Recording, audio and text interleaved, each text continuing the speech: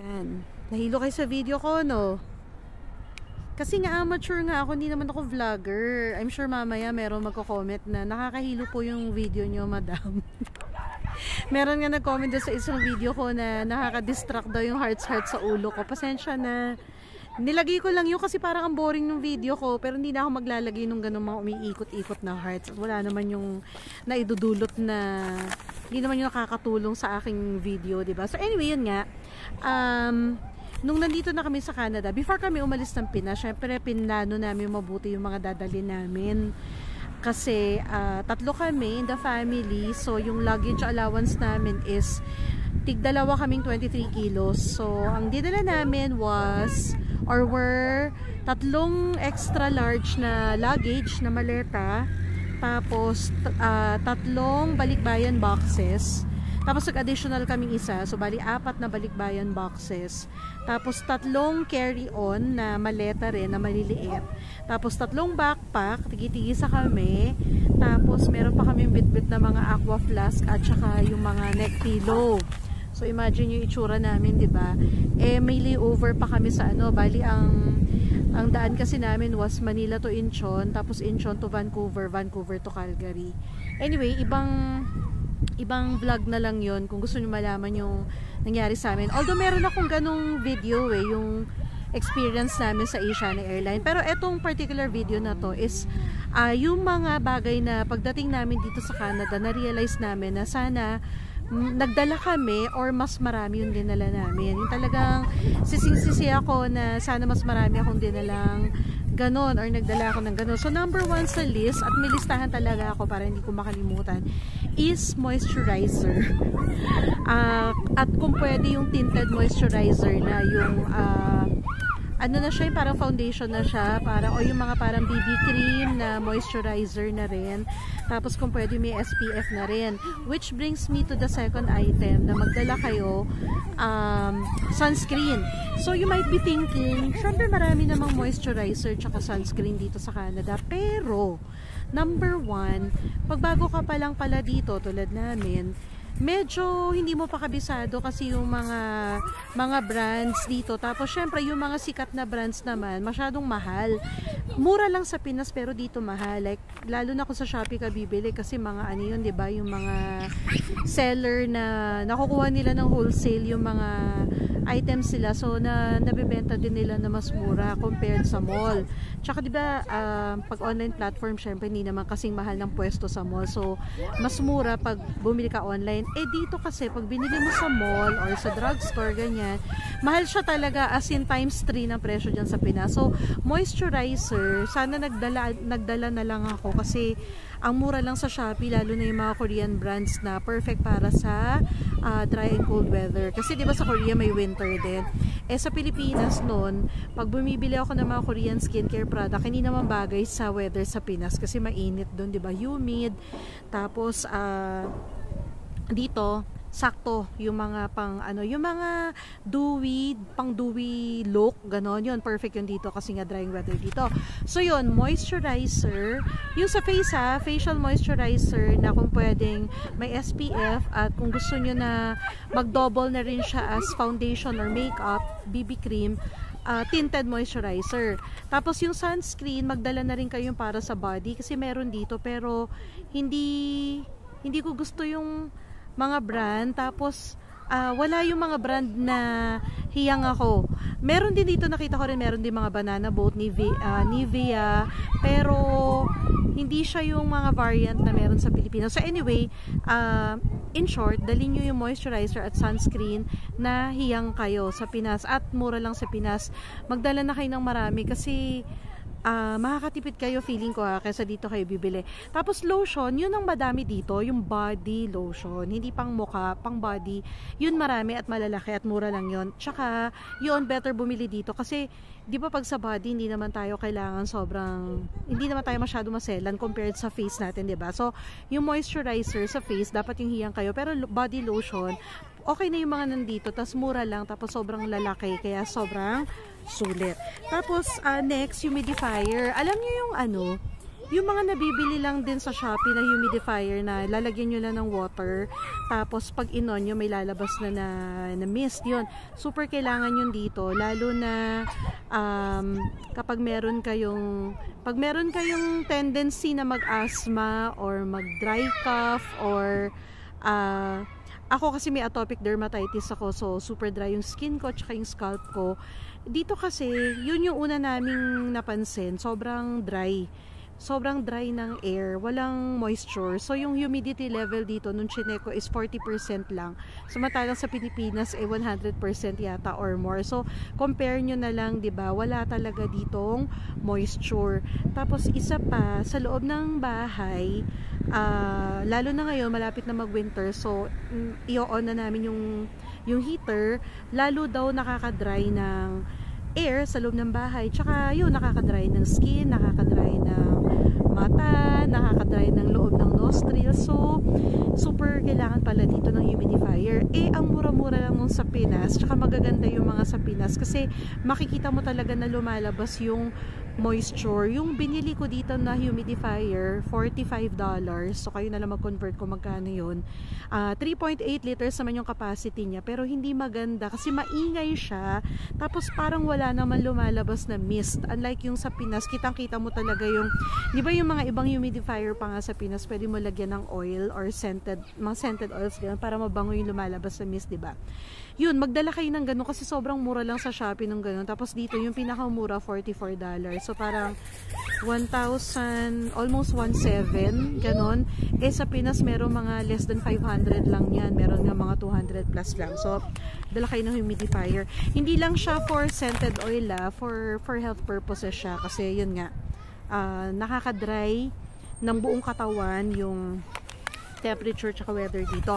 Pero hindi ko gine-generalize kasi nasa Calgary kami, so hindi ko alam kung ano yung humidity level sa ibang provinces tsaka ibang cities. Alam nyo, nakamahabang selfie stick ako at medyo nangangawit na ako. Teka nga, i-adjust ko lang. Ang lapit nga lang ng mukha ko. Pero okay lang yan. Ayan, side view. Ano ba?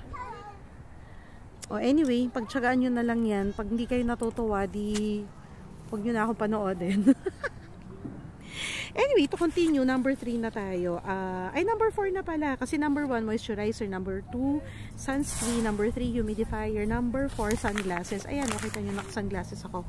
Ang dali nyo yung polarized kasi, lalo na kung dito kayo sa Calgary. Kasi lagi ko nga sinasabi sa mga video ko na Calgary is the sunniest city in all of Canada. Yun ang sabi at talaga namang pinuprove sa akin na Calgary na siya nga ang sunniest city kasi kita niyo naman kung gaano katindi yung sikat ng araw, 'di ba? Ang maganda lang dito kahit na matindi yung sikat ng araw, malamig. So, yun, hindi ka pa papawisan, hindi ka maglalagkit. Pero masisilaw ka, yun. So, dito hindi talaga ako nagsisisi ako pag lumabas ako ng bahay na hindi ako nagdala ng sunglasses. Mahal din dito pala ang sunglasses. Kahit yung mga generic brand lang na sa drugstore mo lang mabibili, mahal dito. Siguro pinakamura na yung $10 so 400 pesos yan. Samantalang sa Shopee, di ba merong mga less than 50 pesos lang na maganda na polarized na na sunglasses. So, bili na kayo. Tapos, number 5, heat tech. Bumili kami sa Uniqlo before we left the Philippines. Bumili kami ng tig-isang pair lang, kaming tatlo. Yung long sleeve na top at saka yung parang leggings. So, parang 1.5 yata isang piraso. So, 9,000 yung bili namin doon sa tatlong yon. Pinili namin yung ultra warm. Yung pinaka warm na sobrang gamit na gamit ko yung dito. In fact, naghahanap pa ako ng ganito dito. Sabi nila, meron daw sa Real Canadian Superstore tsaka sa Walmart. Pero nung nag-check ako, wala akong nakita. Tapos nag-check din ako sa mga thrift store, tsambahan. So, may Uniqlo din naman dito. Hindi ko pa lang na-check kung magkano dito yung ultra warm. So, titingnan ko kasi kailangan namin magdagdag ng ganun bago mag-winter. Tapos, lalo na kung ginawin ka yung heat tech, kahit na hindi pa winter, kung ginawin ka, pwede mo na siyang panglabas, pwede mo siyang pang grocery, gano'n, o kung saan man pupunta. Pag hindi pa winter, bawa fall, yan, ngayon, kasi medyo malamig na rin. Number 6, tsinelas. Magdala kayo ng tsinelas, yung pang bahay, kasi wala dito, or kung meron man, mahal. Yung typical na tsinelas natin. Tapos, kung gusto nyo, magdala na rin kayo yung parang mga slip-on slippers, yung hindi iniipit yung dalawang toes, Yung parang ano lang siya, parang pag ganun lang, para pag nakasocks kayo sa bahay, pwede nyo ipasok yung feet nyo dun sa slippers, or bili kayo ng mga fuzzy slippers, although meron din naman dito, tas hindi naman sobrang mahal, pero yung typical chinelas natin na pambahay, yun medyo mahirap maghanap dito. Number 7, magdala kayo ng mga yung mga ano natin, sinigang mix, kaldereta mix, menudo mix, kare-kare mix, tapos yung mga gata, pero yung powder ha, hindi pwede yung liquid, hindi pwede yung Coco Mama ganon, yung liquid. Hindi ko alam kung pwede yun pero baka kasi matapon, so better yung powder na lang yung dalhin nyo. Damihan nyo yun kasi meron dito pero sa Filipino stores lang, tapos sobrang mahal niya, parang times 3 yung presyo or times 4 yung presyo. Pero yung Knorr Cube, bawal daw kasi pork, tsaka chicken, parang poultry products, tsaka meat products, hindi pwede. Kahit nasabihin mong cubes lang yun, mahirap na. Kasi baka ma-confiscate lang, sayang na yung dinala nyo. So yun, dito na lang kayo bumili. Yun nga lang, sa Filipino store lang din meron. Tapos mahal din siya. So yun. Tapos, dala kayo ng ano, nagdala kami ng maraming canned goods, wag lang meat. So nagdala kami ng mga Ligo sardines, mackerel, century tuna, kasi pang emergency pag tinatamad kayo magluto or wala kayong pork na pang sahog sa whatever vegetables meron kayo sa fridge, pwede nyo i-substitute yung tuna. Tapos yung sardines naman, madali lang kasi diba, pwede igisa or lagyan ng miswa, noodles, itlog, whatever. So pang emergency lang pag hindi kayo nakapag-grocery or tinatamad kayo magluto ng something complicated. So tapos magdala na rin kayo kung gusto nyo yung mga snacks na gusto nyo, mga piatos kasi sobrang mahal dito, mga fudgy bar, mga rebisco, tas yung mga candy na favorite nyo, magdala na kayo ng mga chocolate, yan, alam nyo na yun, basta yung mga comfort food nyo. Sasabihin ng mga iba sa mga groups, meron naman dito, pero yun nga, times 3 or times 4 yung presyo. So kayo, kung willing kayong bumili ng mga piatos na tipong $10 isang piraso, pwede din naman. Hindi naman siguro $10, pero definitely mahal. Tapos, sunod na dadalhin nyo na sinasuggest ko is, kung katulad nyo ako na malabo ang mata, bago kayo umalis ng Pinas, magpagawa na kayo ng eyeglasses kasi sobrang mahal dito magpagawa ng eyeglasses. Kahit sabihin nyo may private insurance kayo tapos covered yung eyeglasses, hindi ganun kalaki yung coverage. Yun yung sabi sa akin ng mga tao dito. Tapos sobrang mahal magpa-eye check-up, eye exam. Dito kasi yung government health insurance, ang pinapa-eye exam lang is 18 and below, tsaka 65 and above. Pag in between ka ng age na yon, hindi covered yung eye exam mo. So pupunta ka so gagamitin mo yung private insurance mo. Correct me if I'm wrong pero yun yung pagkakaintindi ko. Gagamitin mo yung private insurance mo para magpa-check up sa ophthalmologist. Yung optometrist naman, syempre meron din dito mga optical shop, pero magpapa-appointment ka, hindi pwedeng walk-in. At least yung mga pinuntahan ko ganun. Tapos hindi ka pwedeng basta-basta bumili ng contact lenses kahit na alam mo na kung ano yung grado mo. Kasi sa Pinas, diba, halimbawa, ang grado ko is negative 7.5. So, pwede akong pumasok lang sa Ideal Vision or kung ano mang EO, ganyan. Tapos sabihin ko, bibili ako ng contact lenses, tapos negative 7.5 yung grado ko dito. Hindi ka pwedeng basta bumili. Magpapa-appointment ka pa doon sa ophthalmologist nila, hindi walk-in. Optometrist. Sa optometrist. Tapos, siguro i-check pa muna yung mata mo bago ka makabili ng contact lenses. So, buti na lang ako nagdala ng worth 2 years na contact lenses. Yun. So, at least in the next 2 years, hindi mo na ako bibili dito ng contact lenses. Ang pinagsisisihan ko, sana dinamihan ko is yung solution kasi sobrang mahal dito. Yung solution ko sa Pilipinas parang 380 ml, 220 pesos lang. Dito, 150 ml lang yata pero 400 pesos ang isa. So, halos doble nung presyo ng solution sa Pilipinas. Tapos, mas konti pa yung laman. Pati yung mga eye drops, yung mga Systane Ultra, yung mga lubricant sa mata, parang 200 plus lang sa Pilipinas. Dito pag kinonvert mo parang 400 to 500 pesos ang isa. So kung makakapagdala kayo ng Systane, magdala kayo siguro kahit 4 kasi hanggat di nyo naman yun ino-open, hindi naman yun mag-expire. Bibilisan ko na kasi nakikita ko na 14 minutes itong video, sobrang haba na. Rubbing alcohol, wala dito. Meron pero maliliit tapos mahal. So magdala na kayo ng rubbing alcohol kung katulad nyo ako na OC pa rin maganda, nag-alcohol pa rin na kamay kahit hindi na masyadong laganap yung COVID. Mask, pwede kayo magdala ng konti lang kasi lalo na pag kayo yung sinipon or inubo dito, mas okay na kayo yung nakamask para hindi nakakahiya pag umuubo or humahatching kayo in public. Tapos dala kayo ng detergent, yung mga powder detergent tsaka bareta kasi wala dito. Lahat ng panglaba dito is liquid, yung pang washing machine.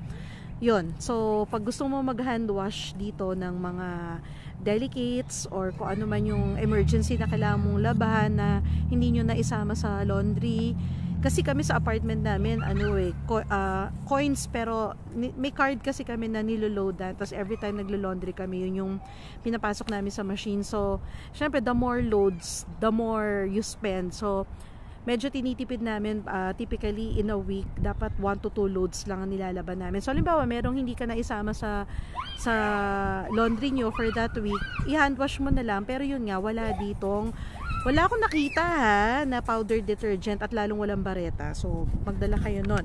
Tapos magdala rin kayo ng mga Salon Pass, Efficacent Oil, Omega Painkiller, Katinko, Tiger Balm.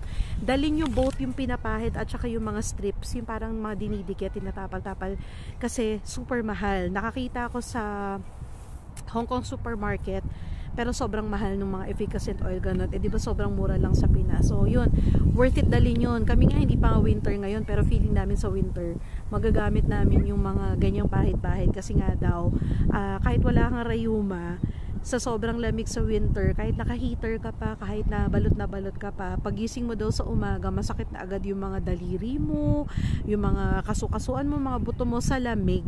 Pero eventually, mag-a-adjust din naman daw yung body. Pero yun nga, mas okay na may naka-ready na nung mga ganung pain reliever. Speaking of pain reliever, magdala din kayo ng over-the-counter meds. Huwag na lang sobrang dami kasi kung di nyo naman magagamit, ma-expire lang, sayang. Pero magdala kayo yung hiyang kayo. Halimbawa, nagdala kami ng Biogesic kasi dito puro Tylenol, tsaka Advil. Nagdala kami ng Imodium. Meron dito pero mahal, sobrang mahal. Tapos yung mga sasakit ng tiyan, mga Gaviscon, Buscopan, ano pa ba yung mga typical nating gamot sa Pinas, Ponstan, Alaxan, ganyan. Tapos ako kasi may vertigo ko, so nagdala ako ng Circ. Tapos nagdala ako sa gastritis ko, nagdala ako ng omeprazole. Nagdala rin ako ng konting antibiotics ng cefuroxime. Pero may reseta yun ha. May reseta yun ng family doctor ko sa Pilipinas. Hi, Bestie Lilian. Yun, nagdala ako pero good for 1 week lang. Sabi ko lang just in case magkasakit ako tapos hindi ako makapunta sa doktor tapos hindi gumagaling, so in short hindi virus, bacterial siya, so kailangan ko mag-antibiotic. Kaya nagdala ako ng good for 1 round, di ba? Typically antibiotics is good for 1 week, 7 days, di ba, na 2 times to 3 times a day, depende ko na yung antibiotic mo. So yun, nagdala ako nun kasi nga paranoid nga ako sa health, di ba? Gusto ko lagi akong handa.